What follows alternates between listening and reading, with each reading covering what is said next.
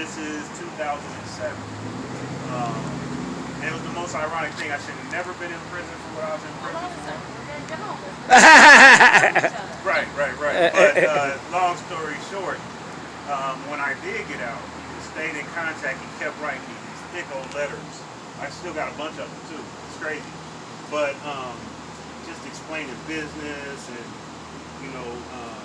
keeping me encouraged and not get discouraged in business. And because it was weird because he was so impressed with what I was doing on the outside. I gave him my business card, the only person in jail with a business card. I got magazines with my artists in it. I got mixtapes being sent in. I'm showing him like, yeah, this is what I'm doing, out on the street. He's like impressed, like he's amazed. I'm amazed by him because he's got 40-page business plans, 50-page plans, typewritten, written out in hand, whole designs for malls written out by hand. It's like it was crazy. And so that was the beginning of the Association of Young Business Owners. Long story. And that was in 2008. I incorporated the business as an LLC under marketing because we knew that marketing every company needed it, and fast forward from 2008 to when we first started to see the imprints of trauma in him, so. All right, let's get started. I thought it was. It was. I was ready. I was ready. I figured. I was Alan Shively. They call me C.A. Shively. I am the business director of AGO, which is the Association of Young Business Owners. And how did you meet this guy? I met Markel Taylor in prison in 2007. I was incarcerated for a complicated crime. Basically, my prior record got me to jail, but it was actually a blessing because the Association of Young Business Owners came from me. So you met him then? I met him in prison. And what do you think about him then? So, a little bit about my background. Going into prison, I had two companies at the time. I had a tax service, and I had a music company. And myself, I had two other business partners in the music and then two other business partners in the tax service. But I didn't completely know business. I kind of jumped into business. That was actually my fourth business, and I didn't really know or understand business as of yet. I just knew kind of how to start a company and pretty much promote it. That was the gist of my background because I have a background in graphic design and then fundraising. I was a professional fundraiser for many years. And so I was looking for a business direction to understand business, how it really worked with industry.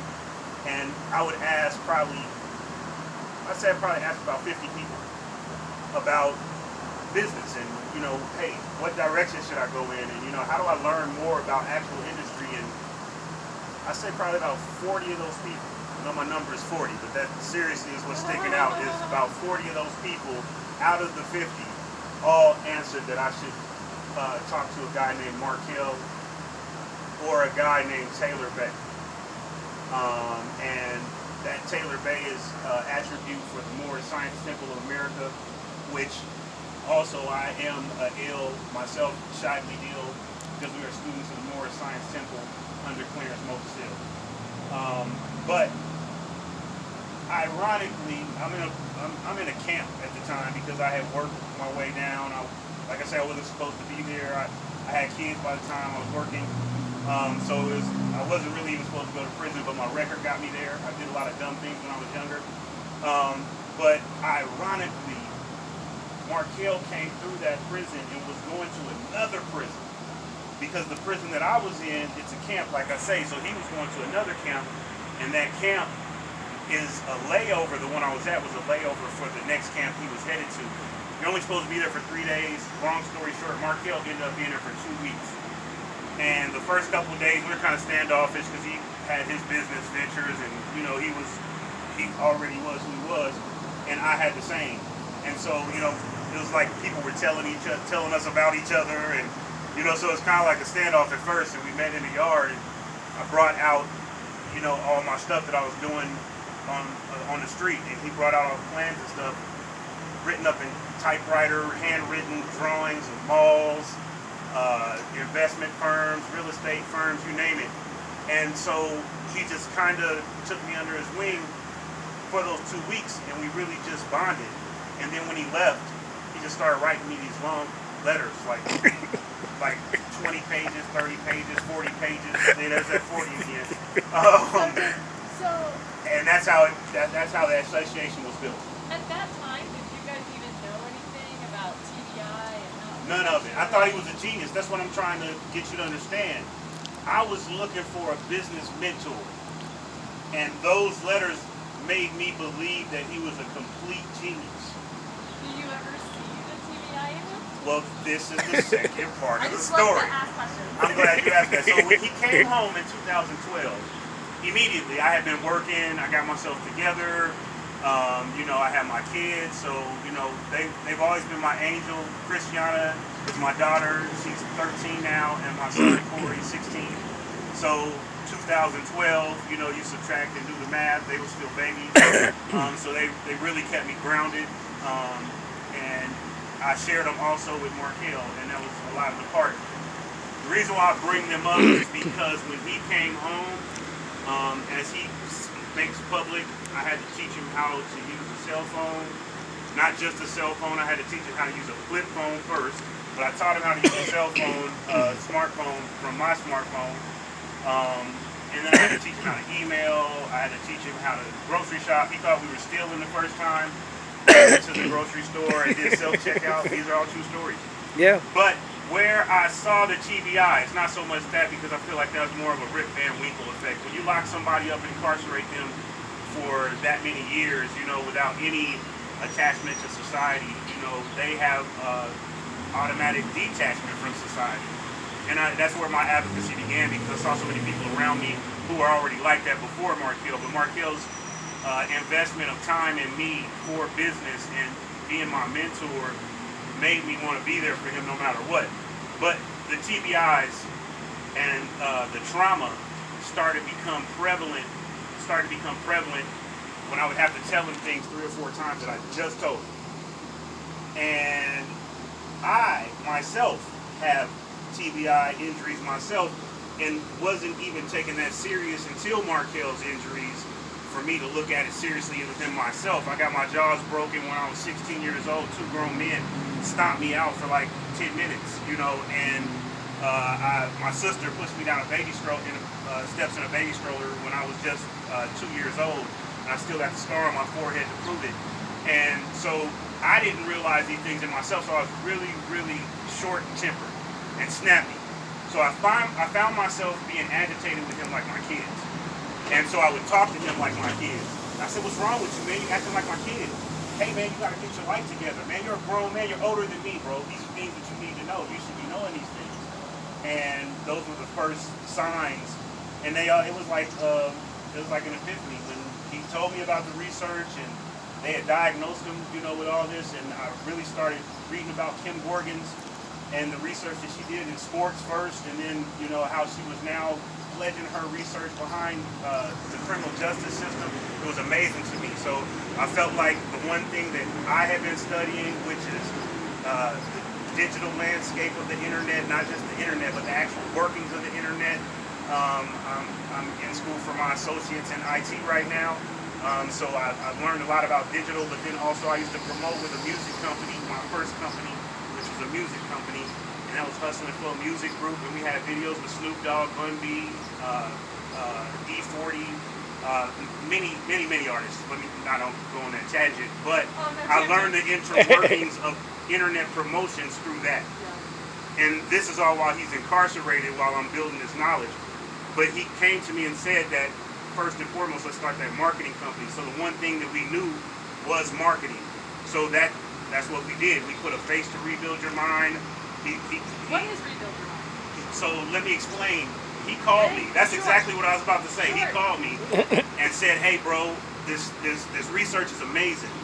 We need to put our marketing arm behind it and tell everybody about it and share with everybody about this." I said, "So how are we going to do it?" He said, "Let's do a challenge." And we already have a real estate firm that we've done a business plan for. So he built off of that and said, "Let's call it Rebuild Your Mind." Because that's what they just did with me. He said, "Bro, I'm like Humpty Dumpty." He said, "I fell off the wall. I had a great fall." He said, "All the doctors they could put me back together again. And the Rebuild Your Mind is just that. It's destigmatizing mental health and trauma. See, nobody in public wants to feel weak and talk about their traumatic injuries. This is the first time I've really ever talked about my jaws being broke or any of that. But I feel really comfortable because Rebuild Your Mind gave me the courage to get treatment and therapy myself. And now I can talk about it in public. I'm not ashamed anymore. Right. A lot of people lost their lives, and I didn't. So that's a blessing, and I can give back what I know and how I can help. So the challenge is you personally, and I'm challenging you, and Rusty, I'm challenging both of you guys to come and speak about your own mental health experiences, how you deal with them in a healthy or unhealthy way, and then I want you to challenge 3 other people. It could be anybody, influences, people from your network, who you believe will come forth and do the same thing and talk about their mental health experiences.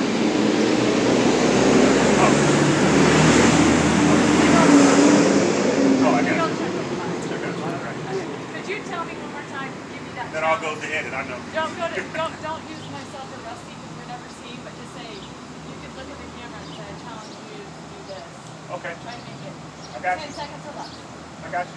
Okay, so I've explained the challenge and the heart of the challenge, but I myself, being a young business owner, and young in association of young business owners means young in resources, young in experience, young in education, young in excessive cash. I myself started the business challenge. And the business challenge, I challenged Jeff Bezos. I also challenged Snoop Dogg because we had a misunderstanding in music, and he's one of the complications why I don't have a music company anymore. That's part of my trauma as a young business owner. And then I also challenged Elon Musk, I believe, to all give more help to small businesses to watch them grow. Because I feel like that's very important to society, and especially in this post-pandemic world that we're entering. There's a lot of industries that are dying, but we need to be able to replace those industries with more thriving post-pandemic solutions. And that's part of what ABO's mission is outside of the Rebuild Your Mind Challenge. Perfect. I think that's good. All right. All right. Oh, well, I didn't get a chance to tell them Tell what? Tell the challenge? where to find us and where the stories are. I can do that really quick. Do it right now. Okay, we need everybody to help us out. We've been funding this thing on our own to the tune of over $300,000 in labor and resources. We need everybody to go to GoFundMe for us, which is the Rebuild Your Mind Challenge / Change to Change Lives. And everything's there explaining what we're doing and why we need the money and where the funding is going. And then also for more information on Rebuild Your Mind, Markel Taylor's story, Dr. Kim Gorgon's story, Clarence Moses Dill's story, as well as my story, you can go to rebuildyourmind.org or just Google Rebuild Your Mind with any of our names. Perfect. Thank you. Thank you. Good. That was